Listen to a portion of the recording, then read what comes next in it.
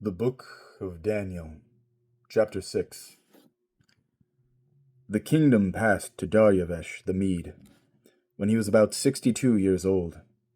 Daryavesh decided to set over the kingdom 120 viceroys to rule throughout the entire kingdom, with 3 chiefs over them, of whom Daniel was one, so that these viceroys could be responsible to them, and so that the king's interests would be safeguarded. But because an extraordinary spirit was in this Daniel, he so distinguished himself above the other chiefs and the viceroys that the king considered putting him in charge of the whole kingdom. The other chiefs and the viceroys tried to find a cause for complaint against Daniel in regard to how he performed his governing duties, but they could find nothing to complain about, no fault. On the contrary, because he was so faithful, not a single instance of negligence or faulty administration could be found. Then these men said, "We're not going to find any cause for complaint against this Daniel unless we can find something against him in regard to the law of his God." So these chiefs and viceroys descended on the king and said to him, "King Daryavesh, live forever." All the chiefs of the kingdom, along with the prefects, viceroys, advisors, and governors, have met and agreed that the king should issue a decree putting in force the following law. Whoever makes a request of any god or man during the next 30 days, except of you, your majesty, is to be thrown into the lion pit. Now, your majesty, issue this decree over your signature, so that it cannot be revoked, as required by the law of the Medes and Persians, which is itself irrevocable. So King Daryavesh signed the document, and the decree became law. On learning that the document had been signed, Daniel went home. The windows of his upstairs room were open in the direction of Jerusalem, and there he kneeled down 3 times a day and prayed, giving thanks before his God, just as he had been doing before. Then these men descended on Daniel and found him making requests and pleading before his God.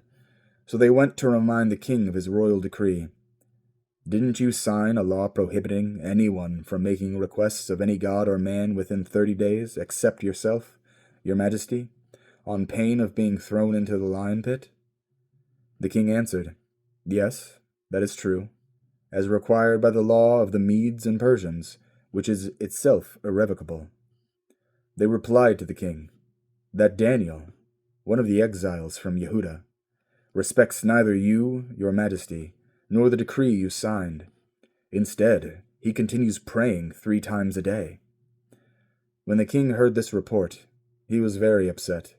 He determined to save Daniel, and worked until sunset to find a way to rescue him. But these men descended on the king and said to him, "Remember, your majesty, that it is a law of the Medes and Persians that no decree or edict, once issued by the king, can be revoked." So the king gave the order, and they brought Daniel and threw him into the lion pit. The king said to Daniel, "Your God, whom you are always serving, will save you." A stone was brought to block the opening of the pit, and the king sealed it with his own signet and with the signet of his lords, so that nothing concerning Daniel could be changed. Then the king returned to his palace. He spent the night fasting and refusing to be entertained, as sleep eluded him. Early in the morning, the king got up and hurried to the lion pit. On approaching the pit where Daniel was, the king cried in a pained voice to Daniel, "Daniel, servant of the living God, has your God, whom you are always serving, been able to save you from the lions?" Then Daniel answered the king, "May the king live forever. My God sent his angel to shut the lions' mouths, so that they haven't hurt me.